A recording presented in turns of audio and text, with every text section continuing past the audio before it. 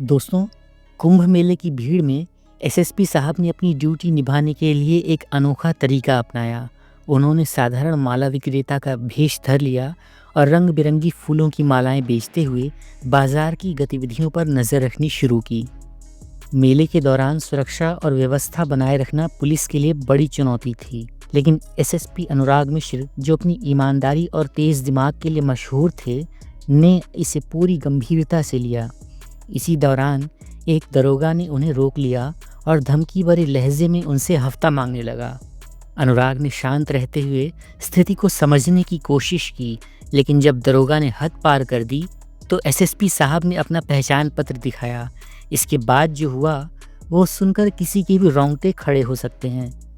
अनुराग मिश्र अपने ज़िले के सबसे कर्तव्यनिष्ठ और आदर्श अधिकारियों में गिने जाते थे। उनका मानना था कि कानून सबके लिए समान होना चाहिए और पुलिस का काम जनता की सेवा करना है, न कि उनका शोषण। हाल ही में आयोजित कुंभ मेले में लाखों की भीड़ उमड़ पड़ी थी। इस मेले के कई व्यापारियों और दुकानदारों से जबरन पैसे वसूले जाने की खबरें उन्हें मिली थीं। यह बात अनुराग के लिए बड़ी चिंता का विषय बन गई थी। इस समस्या की तह तक पहुंचने और दोषियों को रंगे हाथ पकड़ने के लिए उन्होंने एक खास योजना बनाई। साधारण कुर्ता पजामा और गमछा पहनकर उन्होंने खुद को माला बेचने वाले के रूप में बदल लिया और मेले में पहुंच गए।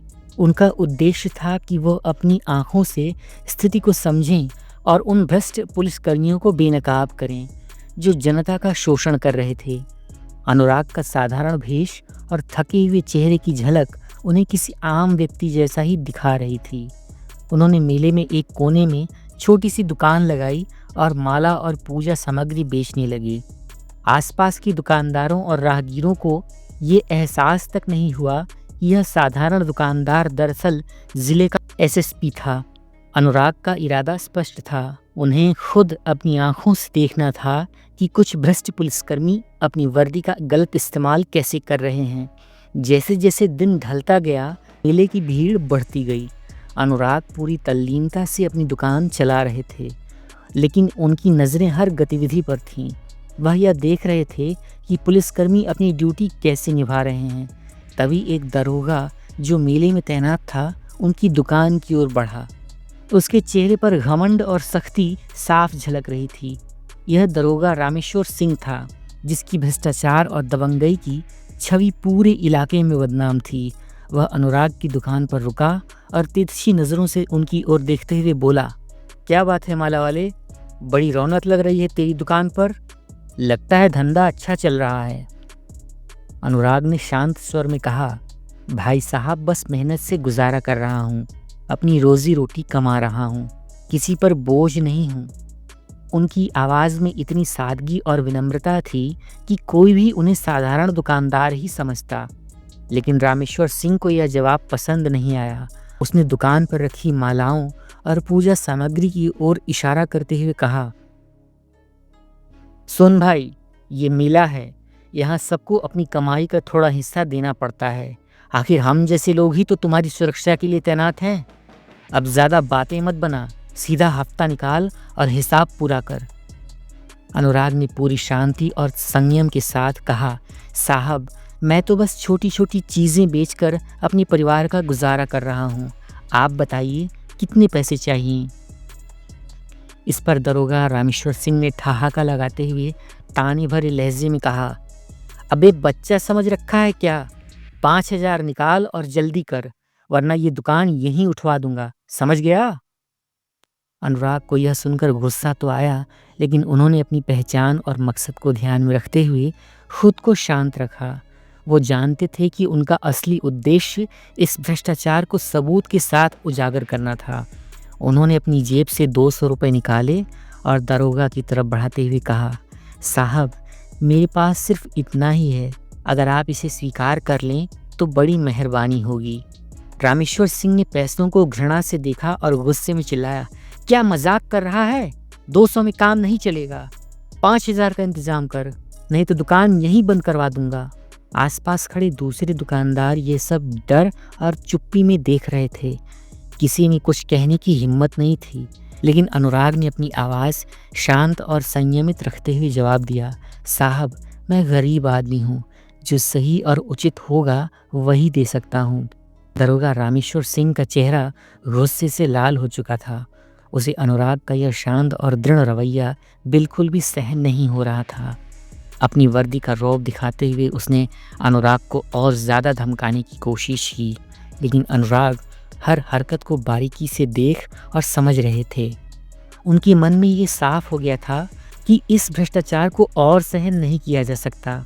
रामेश्वर सिंह आदत के अनुसार गुस्से में बौखलाया हुआ था। उसे अनुराग का धैर्य और साहस चुभ रहा था, क्योंकि वो हमेशा छोटे दुकानदारों को धमकाकर आसानी से पैसा वसूल कर लेता था। लोग डर के मारे चुपचाप उसकी मांग पूरी कर देते थे, लेकिन अनुराग का रुख उसके लिए बिल्कुल नया था। उसने गुस्से में अनुराग को कहा, तुझे लगता है तू मेरी बात को टाल देगा और मैं तुझे यहाँ माला बेचने दूंगा? अपनी औकात में रह। जल्दी से 5,000 का इंतजाम कर, वरना तेरा सारा सामान जब्त कर लूंगा। आसपास के दुकानदार जो अब तक चुपचाप तमाशा देख रहे थे, रामेश्वर की इस धमकी से और डर गए। ये पहली बार नहीं था जब उन्होंने ऐसा कुछ होते देखा हो। रामेश्वर सिंह अक्सर छोटे व्यापारियों को डरा धमका कर पैसे वसूलता था। किसी में इतना साहस नहीं था कि उसके खिलाफ आवाज़ को उठाए। सभी को पता था कि अगर उन्होंने विरोध किया तो उनकी दुकान बंद करवा दी जाएगी या फिर उन्हें किसी झूठे केस में फंसा दिया जाएगा। अनुराग ये सब शांत रहकर देख रहे थे। उन्होंने समझ लिया कि यह दरोगा न केवल अपनी वर्दी का दुरुपयोग कर रहा है, बल्कि उसने बाजार में डर का ऐसा माहौल बनाया है जिसमें कोई भी उसकी बात का विरोध करने की हिम्मत नहीं करता। कोई भी आम आदमी रामेश्वर के खिलाफ आवाज़ उठाने की हिम्मत नहीं कर पा रहा था। अनुराग के भीतर का ईमानदार अधिकारी और जिम्मेदार नागरिक यह अन्याय देखकर बेचैन हो उठा, लेकिन उन्होंने अपने गुस्से को काबू में रखा। उन्होंने तय कर लिया कि अब इस दरोगा को सबक सिखाने का यही सही समय है।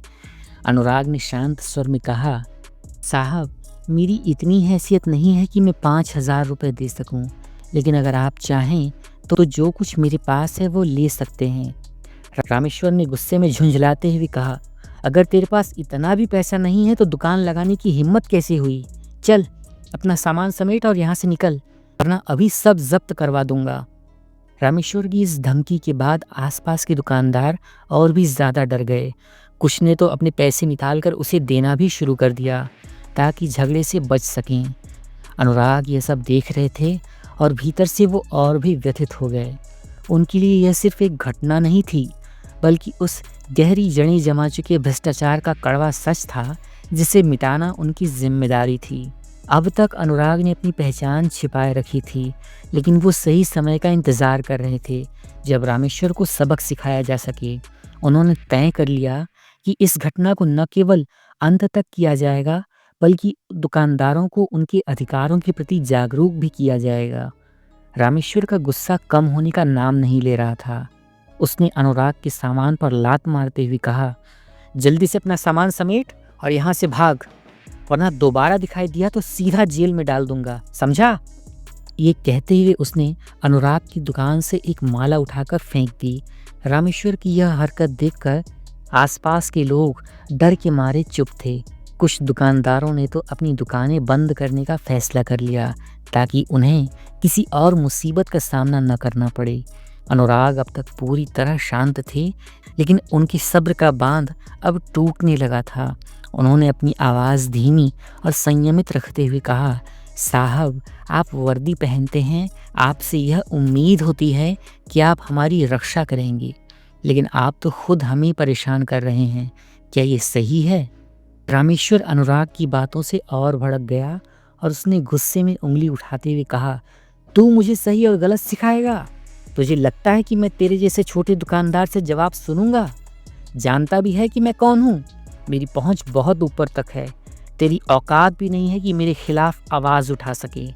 अब बहस बंद कर और चुपचाप पैसे निकाल, वरना पुलिस स्टेशन चलने के लिए तैयार हो जा। अनुराग ने गहरी सांस लेते हुए खुद को शांत रखा। हालांकि रामेश्वर का अभद्र व्यवहार अब उनकी सहन शक्ति के बाहर था।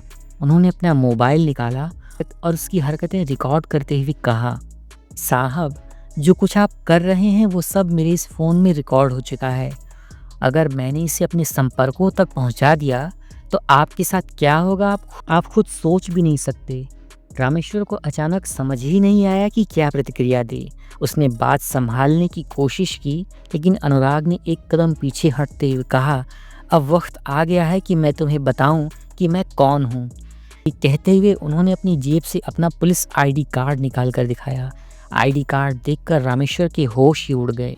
उसके चेहरे पर भय साफ झलक रहा था। उसने घबराते हुए कहा, साहब, एसएसपी साहब, मुझे माफ़ कर दीजिए। अब तक जिसे वो मामूली दुकानदार समझ रहा था, वह जिले के वरिष्ठ पुलिस अधिकारी अनुराग मिश्र थे। रामेश्वर की पूरी हेकड़ी पल भर में ही खत्म हो गई। आसपास के दुकानदार, जो अब तक डर के मारे चुप थे, हैरानी से यह सब देख रहे थे। अनुराग ने ठंडे लेकिन सख्त स्वर में कहा, हाँ, मैं एसएसपी अनुराग मिश्र हूँ और तुम्हारी ये सारी हरकतें मेरे सामने हुई हैं।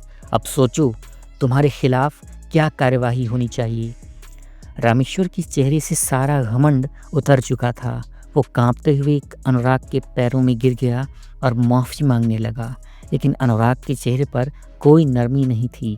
उन्होंने दृढ़ता से कहा, तुमने वर्दी को अपनी जेब भरने का साधन बना लिया है।